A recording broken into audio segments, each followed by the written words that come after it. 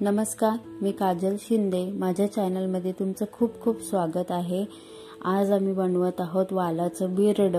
तर वालाचं बिरड बनवण्यासाठी मी एक कढईमध्ये 2 पळी तेल घेतलं आहे। त्याच्यामध्ये मी बारीक चिरलेला कांदा, बारीक चिरलेला टोमॅटो आणि टेचलेली लसूण घातली आहे आणि सोबतच हिरवागार कढीपत्ता आणि हिंग ह्यासाठी घालावं की बिरड उग्र न व्हावं म्हणून हिंग घातला आहे।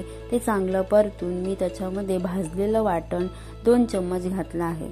हे भाजलेलं वाटण मी कांदा टोमॅटो मध्ये चांगला परतून घेतला आहे। त्यानंतर मी त्याच्यामध्ये थोडी हळद, 2 चमचे मसाला आणि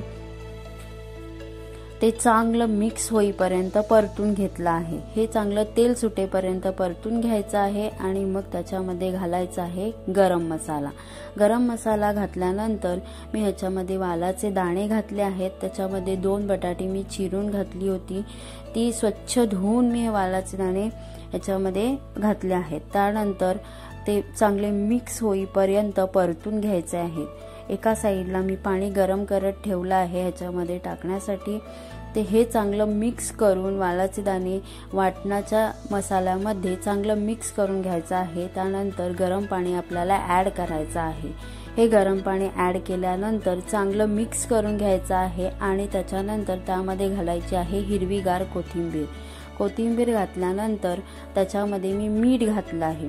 मीठ घालून मी ते चांगले एकजीव करून घेतलेलं आहे आणि मग त्याच्यामध्ये मी झाकण लावलेलं आहे। झाकण लावून ते चांगलं शिजून घेतलं आहे आणि तुम्ही आता बघू शकता मस्तपैकी बटाटा पण शिजला आहे आणि वालाचे दाणेही खूप सुंदर शिजले आहेत। अशी ही मस्त रस्सा भाजी सारखी वालाच्या दाण्यांची भाजी झालेली आहे, तुम्ही बघू शकता।